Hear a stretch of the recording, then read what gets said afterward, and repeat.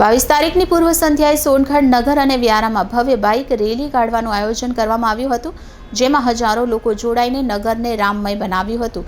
જ્યારે સોનગઢમાં અયોધ્યાની સાથે થનાર રામ દરબારની સ્થાપનાની ભવ્ય પૂજા વિધિ હાલ ચાલી રહી છે।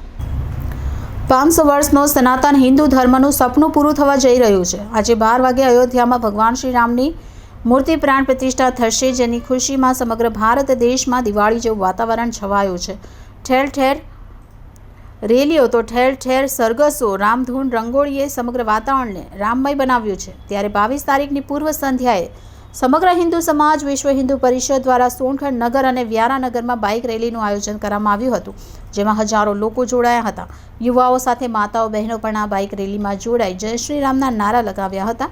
અયોધ્યાની સાથે સોનગઢ હનુમાન મંદિર ખાતે રામ દરબાર અને ગણપતિ બાપ્પાની મૂર્તિની પ્રાણ પ્રતિષ્ઠા થવાની છે, ત્યારે હાલ એની પણ ભવ્ય પૂજા અને હવન ચાલી રહ્યું છે। પ્રાણ પ્રતિષ્ઠા બાદ 10,000 લોકોનો ભંડારો મહાપ્રસાદીનું પણ આયોજન કરવામાં આવ્યું છે। ત્યારે ગુજરાતના છેવાડે આવેલા આદિવાસી વિસ્તારો તાપી જિલ્લો પણ સમગ્ર રામમય થયેલો જોવા મળે છે। જે લોકોએ જય શ્રી રામના નારાથી સમગ્ર વાતાવરણને ગુંજવી દીધું છે, નોંધવું રહ્યું। આજે અયોધ્યામાં થનાર ભગવાન શ્રી રામના પ્રાણ પ્રતિષ્ઠા મહોત્સવને લઈ લોકો એકબીજાને હેપી દિવાળી વિશ કરી શુભકામનાઓ પણ પાઠવી હતી। Reporter Bindeshwari Shah, city gold news, Tapi. અયોધ્યાની સાથે સોનગઢ જય વિજય હનુમાન મંદિર ખાતે પણ રામ દરબાર સાથે ગણપતિજીની મૂર્તિની પ્રાણ પ્રતિષ્ઠા થવા જઈ રહી છે। ત્યારે ગુજરાતના છેવાડે આવેલો આદિવાસી વિસ્તાર ધરાવતો તાપી જિલ્લો સંપૂર્ણ રામમય બન્યો છે।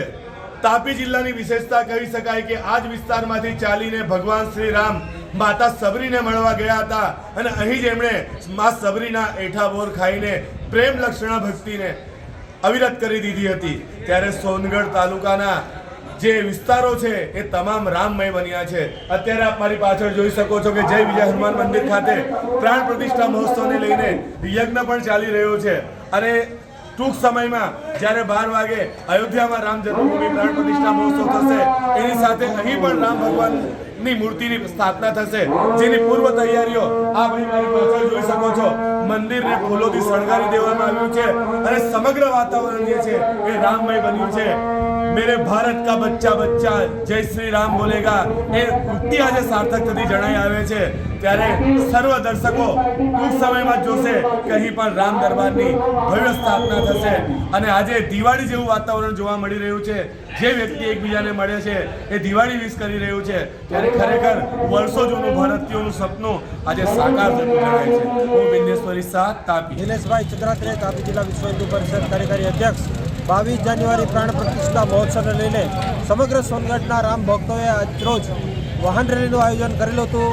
પોતાના ઉત્સવ દ્વારા આવતીકાલના ઉત્સવને એક મહાઉત્સવ બનાવવા માટે સમગ્ર સોનગઢ નગરની પરિક્રમા કરીને ખૂબ જ મોટી સંખ્યાની અંદર રામ ભક્તો વાહન રેલીની અંદર બહેનો, ભાઈઓ, વડીલો, માતાઓ બધી ખૂબ મોટી સંખ્યામાં જોડાયા અને સમગ્ર સોનગઢની અંદર ખૂબ જ જબરજસ્ત ઉત્સાહનો માહોલ છે અને 22 જાન્યુઆરી એક મહાઉત્સવ રૂપે સમગ્ર સોનગઢ ઉજવશે। જય શ્રી રામ। બાબુ, આવતીકાલે બીજા શું કાર્યક્રમો છે? આવતીકાલે જય વિજય હનુમાનજી મહારાજ મંદિર ઉપર રામ દરબારની પ્રાણ પ્રતિષ્ઠા અયોધ્યા રામ જન્મભૂમિ સાથે કરવામાં આવી રહી છે, તેમજ મહાપ્રસાદ ભંડારાનું આયોજન ઉત્તર ભારતીય સમાજ દ્વારા કરવામાં આવી રહ્યું છે। સમગ્ર સોનગઢની જનતા આ ઉત્સવ અયોધ્યાની સાથે સાથે જય વિજય હનુમાન ઉપર ઉજવશે।